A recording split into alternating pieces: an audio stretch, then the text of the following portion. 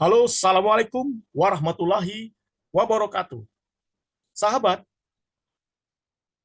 ada hal-hal yang penting yang perlu kita perhatikan ketika kita diminta atau ditunjuk menjadi seorang public speaker atau seorang pembicara atau narasumber di berbagai kesempatan, baik offline maupun online.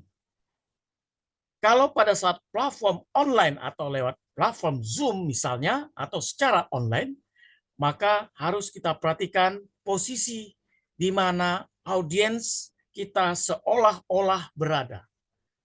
Gunakan posisi pandangan kita ke arah kamera yang ada misalkan di laptop, PC, atau arti kata pandangan kita adalah lurus di arah yang tepat ke arah titik fokus. Ini berbeda ketika kita menjadi pembicara di offline atau tatap muka langsung. Itu mungkin tidak menjadi kesulitan bagi kita ketika berhadapan dengan banyak orang. Tetapi kalau kita berada di platform Zoom atau online, maka kita harus mengetahui posisi titik fokus di mana audiens itu berada. Kita harus menatap kamera yang ada di layar laptop atau PC kita. Itu kunci bagi kita sebagai seorang pembicara atau seorang narasumber ketika kita diminta menjadi narasumber di berbagai seminar. Ini penting karena adalah bagian daripada tiga hal yang harus kita perhatikan di dalam sebagai seorang pembicara atau narasumber. Pertama adalah konten, isi atau materi yang kita sampaikan itu, bagaimana kita akan menyampaikan itu yang terpenting pertama yang harus kita perhatikan. Konten adalah hal yang penting, karena ini adalah bagian materi yang kita sampaikan. Kedua adalah vokal.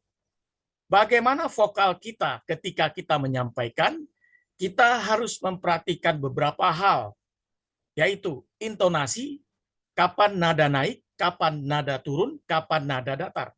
Yang kedua, diperhatikan bahwa kita saat ini misalkan dari daerah yang berbeda, contoh dari Jawa, dari Minang, Makassar, dan lain-lain sebagainya, maka ketika kita menjadi seorang pembicara narasumber, kita harus menghilangkan atau melupakan aksen daerah yang kita miliki selama ini.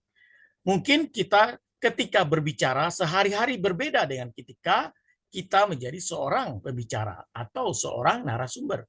Harus mampu kita bedakan. Aksen itu harus kita hilangkan.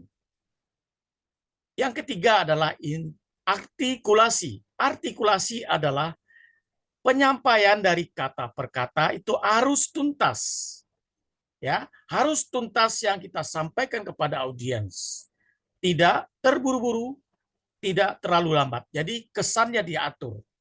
Jadi tidak boleh kata yang disampaikan membuat orang yang tidak mengerti apa yang dia sampaikan, kata yang dia ucapkan.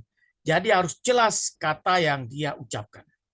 Kemudian visual. Apa itu visual? Visual itu bagaimana kita saat ini berbicara di hadapan audiens dengan seperti yang saya sampaikan ini. Dengan tangan kita bergerak mengarah, tentu harus posisi yang lebih tepat.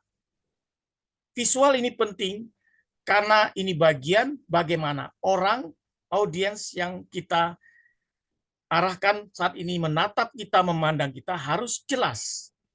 Dan itulah yang penting bagi kita, bahwa menjadi pembicara itu kita haruslah tetap berlatih, dan terus berlatih.